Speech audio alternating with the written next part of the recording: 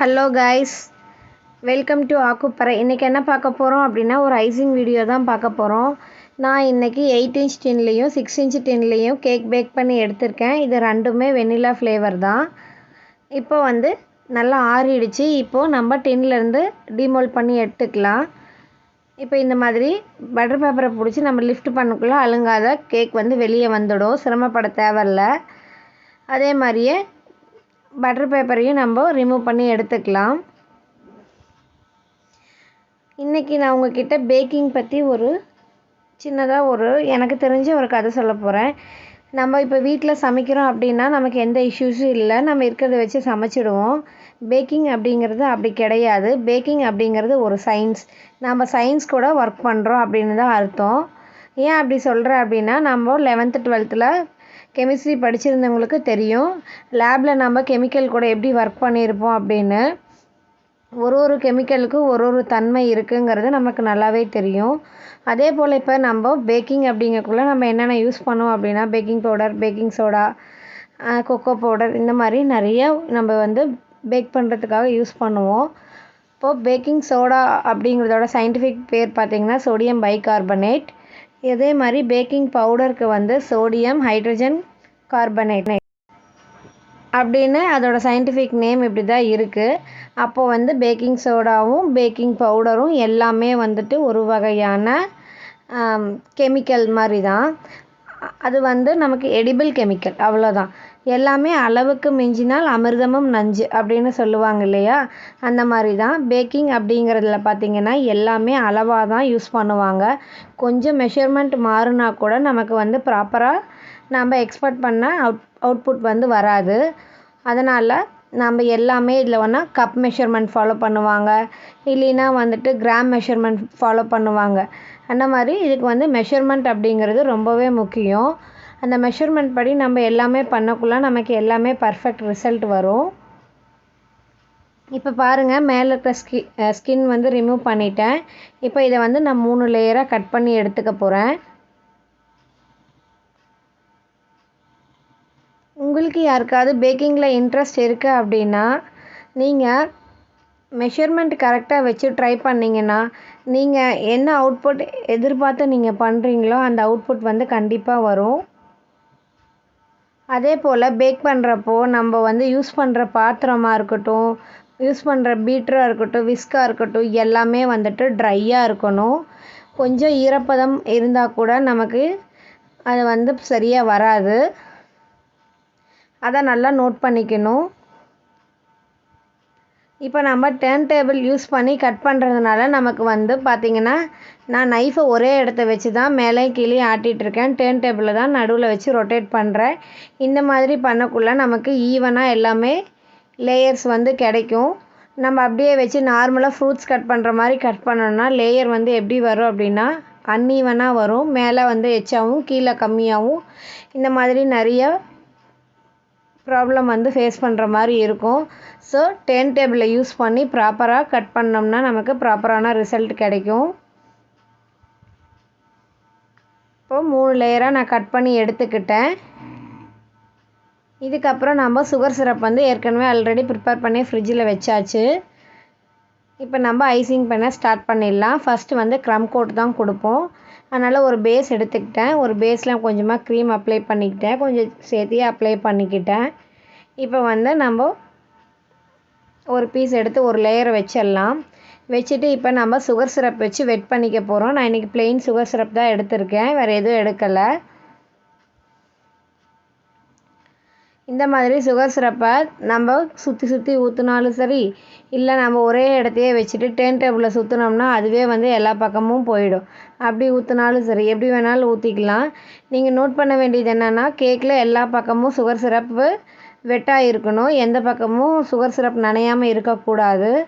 Sugar syrup நிறையா ஊற்றினாலும் நம்ம icing பண்ணி முடித்தோடனே அது வலிஞ்சு வந்துடும்.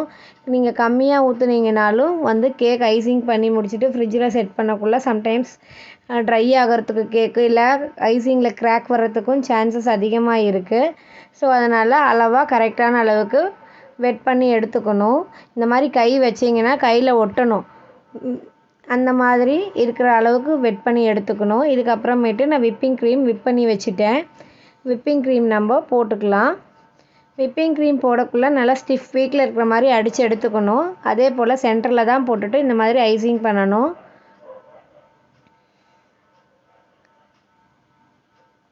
விப்பிங் க்ரீம்லேயே உங்களுக்கு ஏதாவது கலர்ஸ் ஏதாவது வேணும்னா கூட நீங்கள் ஆட் பண்ணிக்கலாம். நான் இன்றைக்கி வந்து ப்ளெயின் விப்பிங் க்ரீம் தான் போட்டிருக்கேன். நான் இன்றைக்கி வந்து ஸ்ட்ராபெரி கேக் தான் பண்ண போகிறேன். வெனிலா ஃப்ளேவரில் ஸ்ட்ராபெரி க்ரஷ் ஆட் பண்ணி தான் பண்ண போகிறேன்.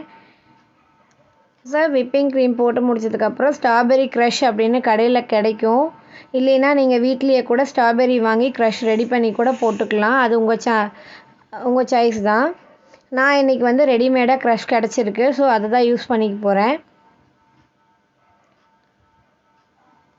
இப்போ இதையும் எல்லா பக்கமும் படுற மாதிரி நான் ஸ்ப்ரெட் பண்ணி விட்டுக்கிட்டேன்.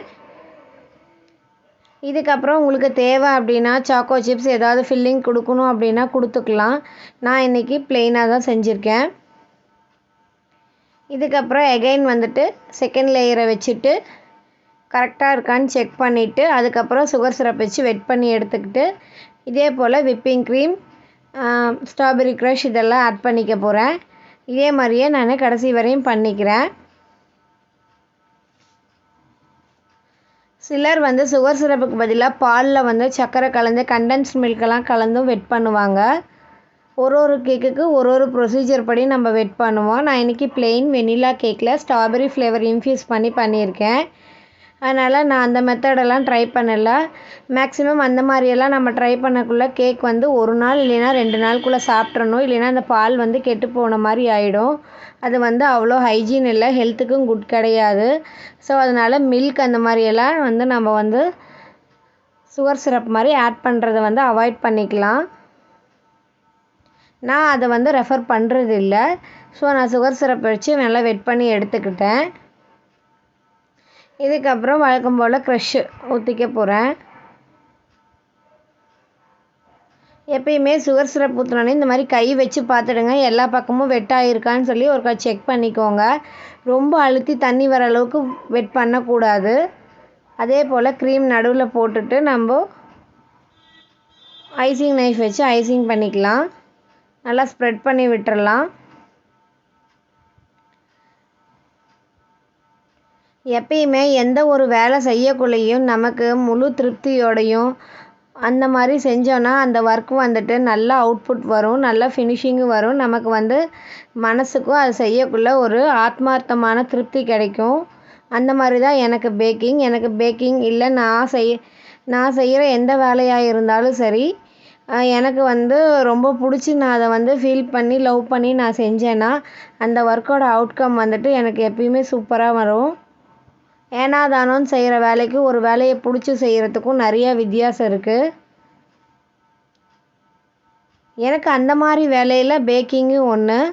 எனக்கு இந்த பேக்கிங், ஹோம்மேட் சாக்லேட்ஸ், இந்த மாதிரி ஹெல்த் ட்ரிங்க்ஸ் இதெல்லாம் நான் பண்ணக்குள்ளே வந்துட்டு என்ன அறியாமல் எனக்கு வந்து ஒரு இன்வால்மெண்ட் இருக்கும். நான் அந்த மாதிரி இன்வால்மெண்ட்டோடு நான் பண்ணக்குள்ளே வந்துட்டு எனக்கு ஒரு சாட்டிஸ்ஃபேக்ஷன் கிடைக்கும். யாராவது நல்லா இருக்குது அப்படின்னு சொல்லக்குள்ளே அது எனக்கு இன்னமும் என்னை வந்து மோட்டிவேட் பண்ண மாதிரி இருக்கும். ஸோ வந்து நான் ரொம்ப என்ன சொல்லுவேன், ரொம்ப எனக்கு பெருமையாக இருக்கும். எனக்கு மேலும் மேலும் அதில் நிறையா கற்றுக்கிட்டு நிறைய பண்ணணும், ட்ரை பண்ணணும்னு நான் நினப்பேன். அந்த மாதிரி கேரக்டர் தான் நான். எதையும் கண்டு இது வரல அது வரல அந்த மாதிரிலாம் ஃபேஸ் பண்ண மாட்டேன். ஒரு கவலையாக 2வது டைம் ட்ரை பண்ணணும், அந்த மாதிரி ட்ரை பண்ணி என்னால் முடிஞ்ச அளவுக்கு என்னோடய பெஸ்ட்டை வந்து கொடுக்கணுன்னு தான் நான் நினப்பேன். இதே போல் ஃபைனல் லேயரி வச்சுட்டு நல்லா சுகர் சிரப் அடித்து வெட் பண்ணிக்கலாம்.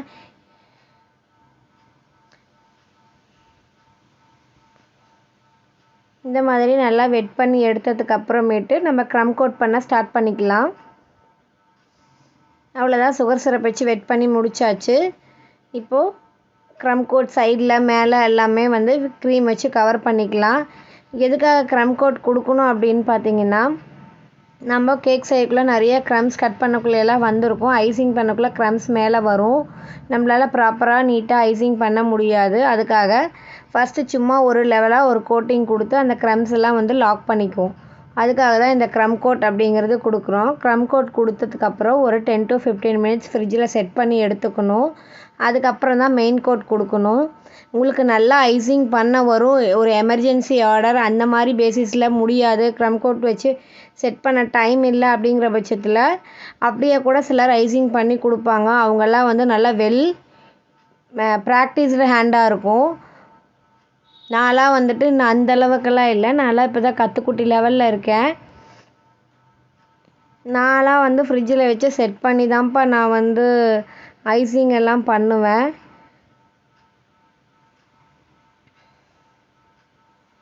இந்த மாதிரி சைடில் வந்து எல்லா க்ரம்ஸையும் லாக் பண்ணி எடுத்துக்கணும்.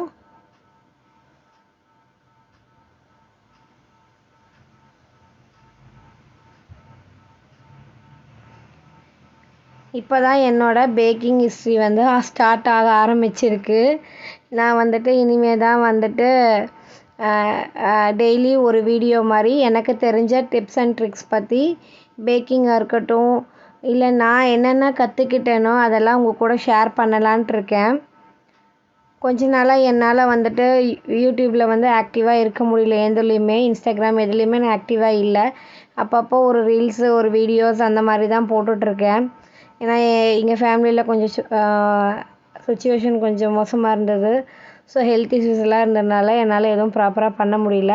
ஹியர் ஆஃப்டர் வந்து நான் வந்து டெய்லி வீடியோ போடணும், ஷார்ட்ஸ் இந்த மாதிரி எனக்கு தெரிஞ்ச நான் லேர்ன் பண்ண விஷயங்களை வந்து எல்லாத்துக்கும் சொல்லணும், இதை எல்லோரும் தெரிஞ்சுக்கணுன்னு நானும் விருப்பப்படுறேன். அதனால் இனிமேட்டு கொஞ்சம் நான் வீடியோ போடுறேன், எல்லோரும் கொஞ்சம் வந்து பாருங்கள். உங்களுக்கும் ஏதாவது புதுசாக ரெசிபி ட்ரை பண்ணணும் அப்படின்னா கூட எனக்கு கமெண்ட் செக்ஷனில் சொல்லுங்கள், நாம் அதை வந்து ட்ரை பண்ணி பார்த்துடலாம். இனிமேட்டு வந்து ரெகுலராக என்னென்ன வீடியோ வரும்னு பார்த்தீங்கன்னா பேக்கிங் ரிலேட்டடாக வரும்.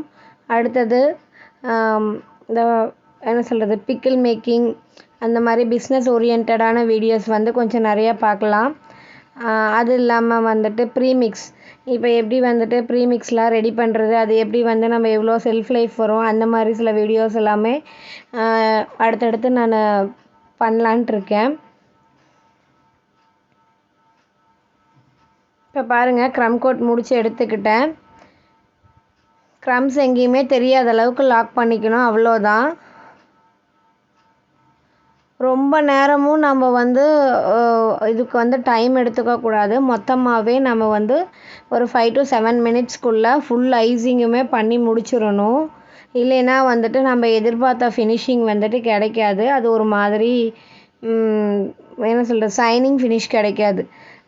ஒரு எப்படி சொல்கிறது, ஒரு மாதிரி ஒரு நுரைச்ச தன்மை இருக்கிற மாதிரி வந்துடும் விப்பிங் க்ரீமு. ஸோ அதனால் கடகடன்னு நம்ம விப் பண்ணிட்டோமா, கடகடன்னு ஐசிங் பண்ணிவிட்டு ஃப்ரிட்ஜில் தூக்கி வச்சிடணும்.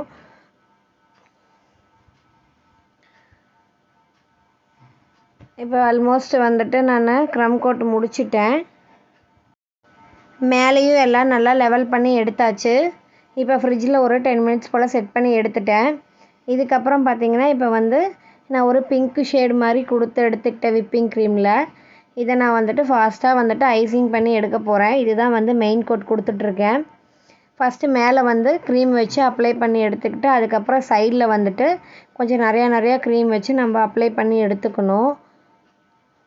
க்ரீம் வைக்கக்குள்ளே கொஞ்சம் நிறையா வச்சு அப்ளை பண்ணுங்கள், அப்போ தான் வந்துட்டு எல்லா பக்கமும் ஈவனாக அப்ளை ஆகும். இல்லைன்னா வந்து ஒரு இடத்துல க்ரீம் இருக்கும், ஒரு இடத்துல இருக்காது இருக்கும். அதனால் எல்லா பக்கமும் கிட்ட வச்சு பண்ணிக்கோங்க.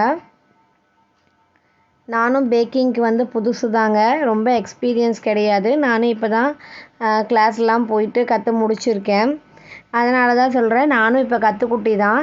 என் கூட சேர்ந்து கற்றுக்கணுன்னு நினைக்கிறவங்க என் வீடியோவை பார்த்து கற்றுக்கோங்க. எனக்கு என்னென்ன கிளாஸில் சொல்லி கொடுத்தாங்களோ அந்த டிப்ஸ் அண்ட் ட்ரிக்ஸ் எல்லாமே உங்கள் கூட நான் ஷேர் பண்ணிப்பேன். இப்போ ஃபைனலாக நான் மெயின் கோட்டும் முடிச்சுட்டு எனக்கு தெரிஞ்ச ஒரு சிம்பிளான நாசில் டிசைன் வந்து ட்ராப் பண்ணிவிட்டு மேலே சுகர் பால்ஸ் தூவி ரெடி பண்ணிட்டேன்.